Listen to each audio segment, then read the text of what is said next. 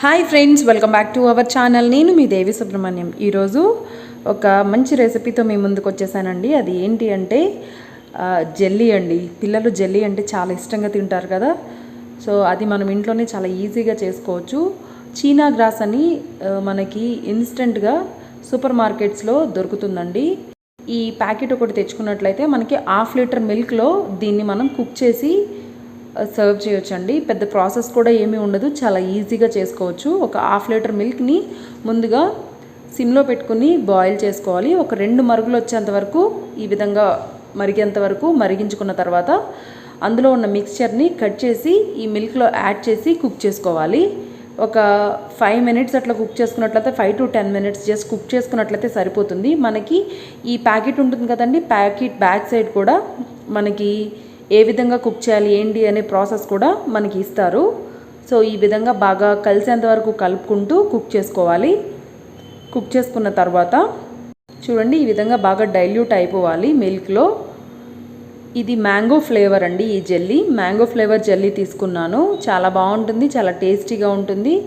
ఎవరైనా రిలేటివ్స్ ఎవరైనా వచ్చినా కూడా చాలా త్వరగా చేసి మనం సర్వ్ చేసే రెసిపీ ఇది. చూడండి, ఈ విధంగా బాయిల్ చేసుకోవాలి. మనకి మిల్క్ థిక్గా అవుతుంది.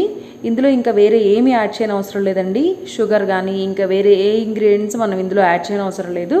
జస్ట్ ఈ పౌడర్ని మిల్క్లో యాడ్ చేసి బాయిల్ చేసుకొని మనం ఏదైనా బౌల్స్లో వేసుకోవాలండి. ఎందుకనంటే మనకి ఇది మిల్క్ పుడింగ్ ఉంటుంది కదండి, జున్నులా ఉంటుంది.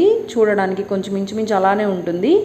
వేడివేడిగా ఉండగానే మనం ఏదైనా చిన్న బౌల్స్లో కానీ చిన్న కప్స్లో కానీ యాడ్ చేసుకోవాలి. యాడ్ చేసుకుని రూమ్ టెంపరేచర్ వచ్చేంత వరకు కూల్ అవ్వాలి. కూల్ అయిన తర్వాత రూమ్ టెంపరేచర్కి వచ్చిన తర్వాత కావాలి అంటే అలానే సర్వ్ చేయొచ్చు, లేదు అంటే ఒక 1 అవర్ ఫ్రిడ్జ్లో పెట్టుకుని అయినా సర్వ్ చేయొచ్చు. చాలా బాగుంటుంది, చాలా టేస్టీగా ఉంటుంది. తప్పకుండా మీరు కూడా ట్రై చేయండి. మీకు చూడండి, ఈ విధంగా రూమ్ టెంపరేచర్ వచ్చిన తర్వాత ఈ విధంగా సెట్ అయిపోతుంది. చూడండి, ఈ విధంగా సెట్ అవుతుంది. ఈ విధంగా సెట్ అయిన తర్వాత మనం కావాలంటే ఫ్రిడ్జ్లో పెట్టుకుని సర్వ్ చేసుకోవచ్చు, లేదా డైరెక్ట్గా అయినా సర్వ్ చేసుకోవచ్చు. నేను డైరెక్ట్గానే సర్వ్ చేస్తున్నానండి, ఫ్రిడ్జ్లో పెట్టలేదు. ఈ విధంగా సైడ్లో స్క్రాప్ చేసుకొని మనం సర్వ్ చేసుకోవచ్చు అండి. చూడండి ఎంత బాగుంటుందో, చాలా టేస్టీగా కూడా ఉంటుంది. తప్పకుండా మీరు కూడా ట్రై చేయండి. మీకు ఈ రెసిపీ నచ్చినట్లయితే ఫ్రెండ్స్ అండ్ ఫ్యామిలీ మెంబర్స్కి షేర్ చేసి మన ఛానల్ని సబ్స్క్రైబ్ చేయడం మర్చిపోవద్దు. Thank you for watching my icon TV.